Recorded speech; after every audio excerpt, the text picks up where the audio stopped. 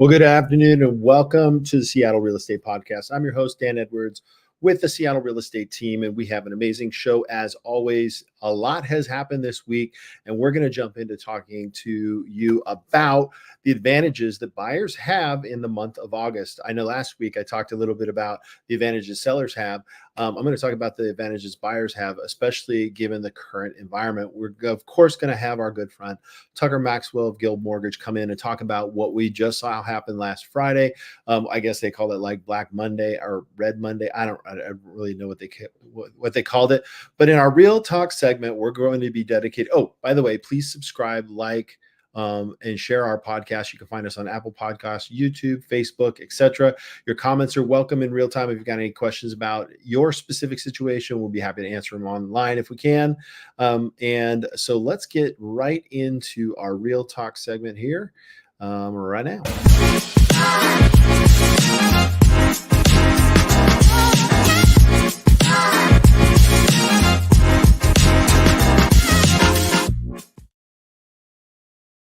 Today, we are going to talk about the 3 ways to take advantage of the higher inventory that we're seeing. Now, last week, we did talk about a lot of the East Side communities still showing lower inventory numbers. However, year over year, we are up in inventory in 2024 over what we were last year in 2023. So what are some ways that you as a home buyer benefit for the increased inventory? Well, let's start with it expands your options. So the number one benefit of more inventory is more choices. The good news is that with the slowdown and the higher interest rates that we've had over the last year, some buyers have stepped to the sidelines. That benefits you, Mr. and Mrs. Buyer, because you then get the opportunity to take a look at what is out there that maybe a year ago you wouldn't have that opportunity to. So number one, you get expand options. Number two is it reduces your cost to purchase. How in the world does more inventory reduce the cost of purchase? Well, when more inventory happens, some sellers who have to move decide that they need to provide incentives to compete.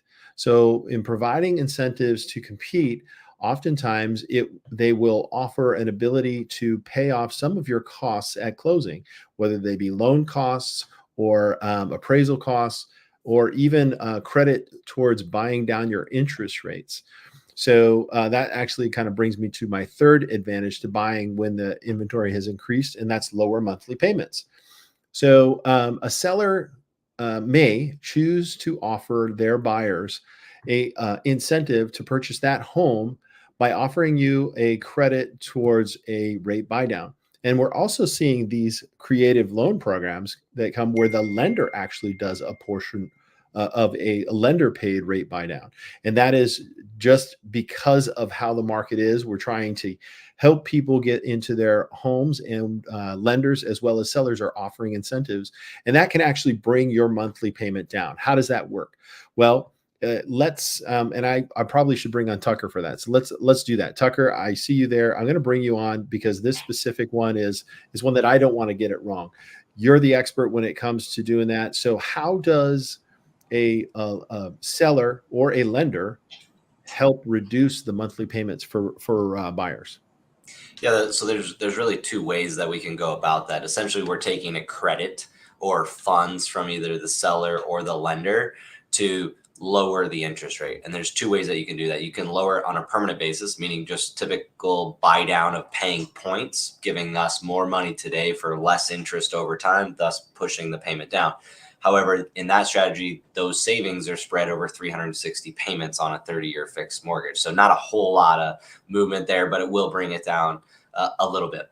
Where we get more bang for our buck is a temporary buy down, where we say, okay, if we're going to pay $10,000 to buy down the rate permanently, why don't we save those funds and apply them to a temporary buy down where we get the full $10,000, whatever that credit amount is, spread over the first 12, 24, 36 payments. So now we're seeing the payment move even further because we're just temporarily lowering it. And once that temporary buy down expires, then the full payment kicks in. Got it. And essentially what it's doing is with a hope that in the future, as the feds start to ease the things that they're doing, which we'll talk about in our mortgage moment segment, that it will permanently lower those interest rates, thus providing an incentive for borrowers at that time to reduce their costs even more. Exactly. Yep. And that's really where the comparison comes down to. If we sink that $10,000 into a permanent rate buy down, and let's say you're saving a few $100s a month, but it takes 5 years to recoup the 10,000. If you refinance any time before that break even point, you didn't actually save money quite yet. You're still paying back the points that you paid. Whereas a temporary buy down puts that money aside. We draw from it on a month to month basis, slowly whittling down the $10,000 credit. And if we refinance next year, you get to lower your principal balance by whatever dollar amounts left in the 10,000. We don't have to worry about that break even, and we can refinance more nimbly, if you will. Yeah.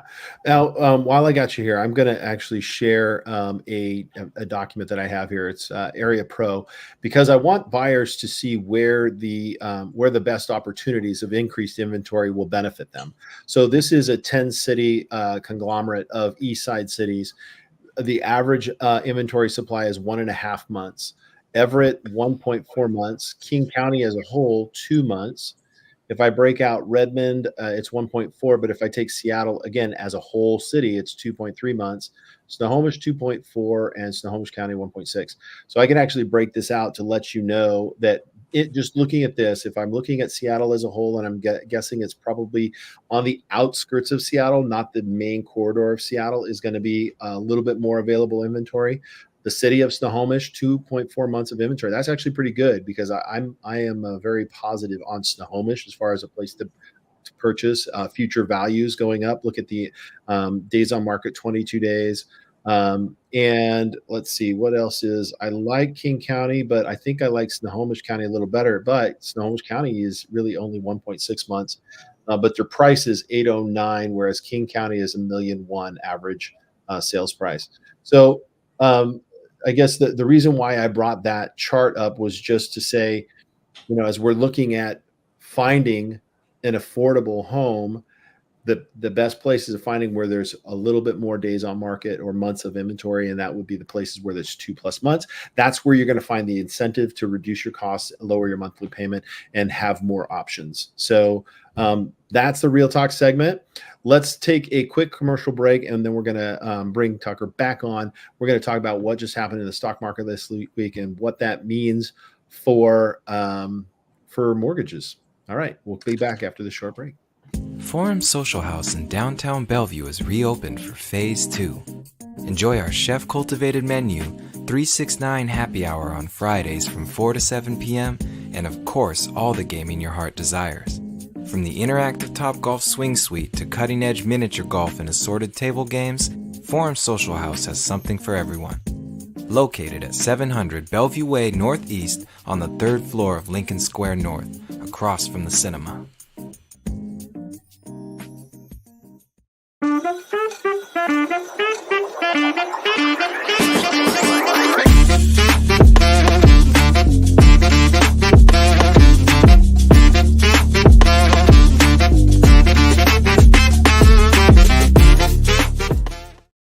I think the mortgage moment bumpers is longer than the segments. No, I'm just kidding. All right, Tucker, welcome back. All right, so we're talking about what did they call Monday? Like Black Monday, or they're just trying to create it as a historical dump. I mean, it was 1,000 points off the Dow on Monday, so it wasn't pretty. Right. But it looks like the last couple of days have kind of stabilized things a little bit.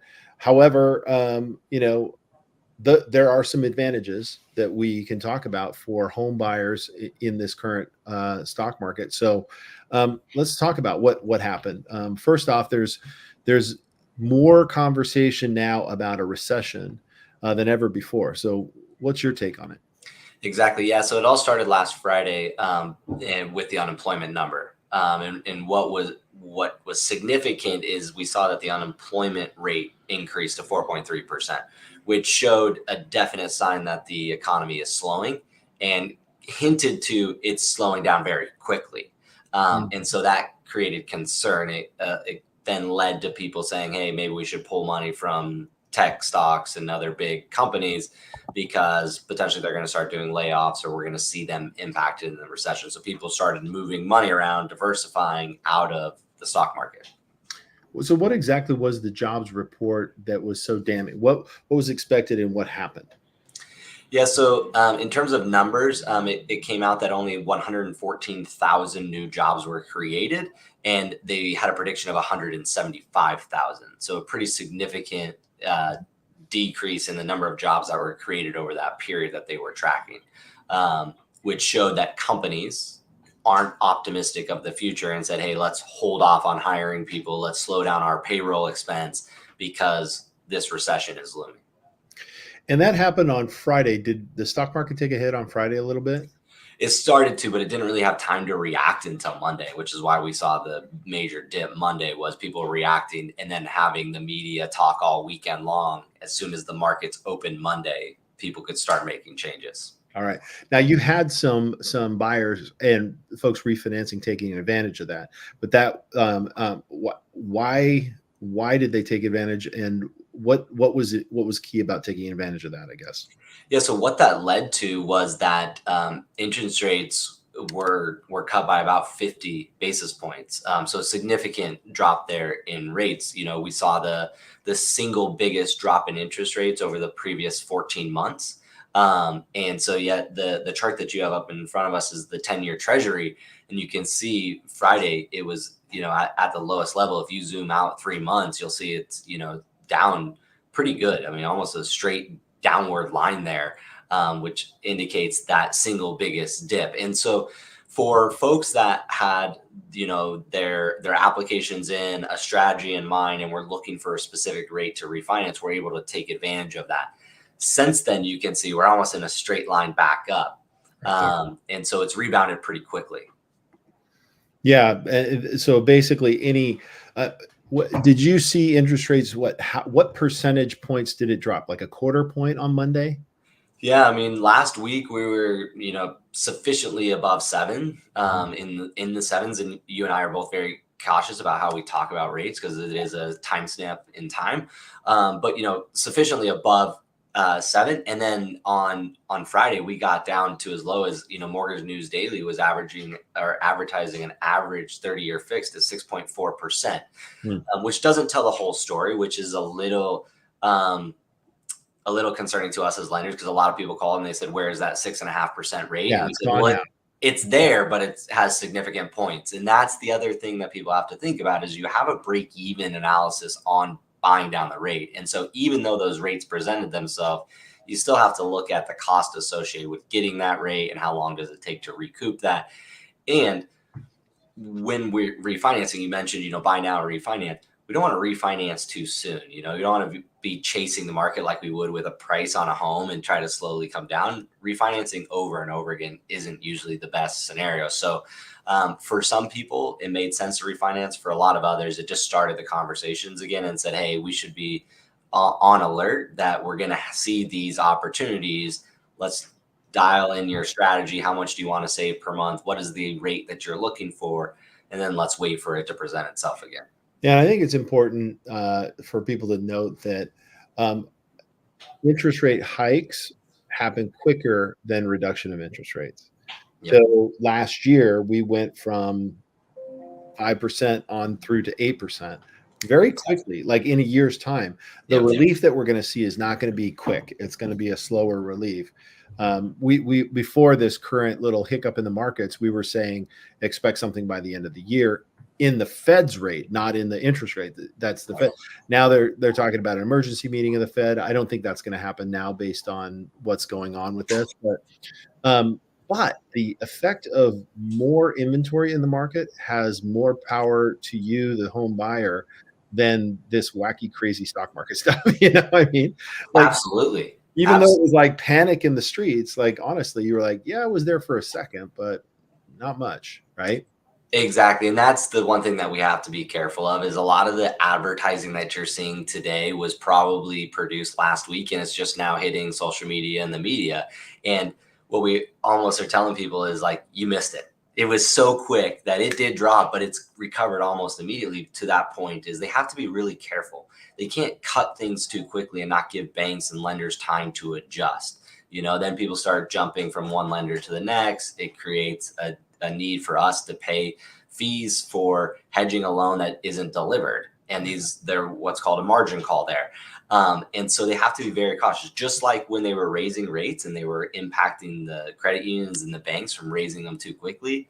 It's even more impactful on the way down. And so the debate right now is, are we going to have a soft landing or a hard landing? And what they're trying to avoid is that hard landing where they just have to cut it very quickly to help some people, but it's also going to be, on the other hand, hurt some people if they move it too quickly. All right. So let's conclude this conversation about where we sit for buyers in August. I believe there are opportunities if you're looking to buy a home in August that were not available February, March, April, May, June, July. I think that this opportunity is good. Obviously, the interest rates are what they're going to do. Will you get an advantage? It really, actually, I don't think it matters as much as having a plan, right? Exactly. So, hey, we do want to get what we're looking for. I think that's a bigger thing than watching interest rates drop suddenly and then everybody getting into the market and now you're competing and you're going to pay above asking price. That to me is a better scenario, more responsible scenario if you're a buyer. Every time this cycle kind of comes around, I kind of share with everybody, hey, do something, and people are regretting it in the past. And that's in almost every market. Just because, a house is not just an investment, it's also a place where you're going to live. So there's that. Exactly. No, I think that's a great conclusion. All right, cool. Well, what are you planning on doing this weekend? Our good friend. Laying low. We got Had some a lot of golf last weekend because you're plenty of rounds of golf. It's our invitational this week, so more golf. But I think the Mariners are in action, and Sounders are in action Thursday. So a lot of good sports activity. Yeah. Hey, I'm super sad that the Seawolves did not win the MLR Cup. On a side note, this is just a little bit of a personal note. One of the kids who was on the winning team, the New England Free Jacks, played with my son. I think I mentioned that. Yeah. So he got to win his first MLR Cup. So very cool. I heard it was a great event. They did a great job down in San Diego with the final and really brought a lot of publicity to the Major League Rugby. So excited to see that league continue to grow. Yeah, it's a lot of fun. All right. Well, you have a wonderful weekend. I hope you win the Guild Mortgage Cup this week. Thank you so much. And thanks for coming on. Yeah, thank you, Dan. Bye.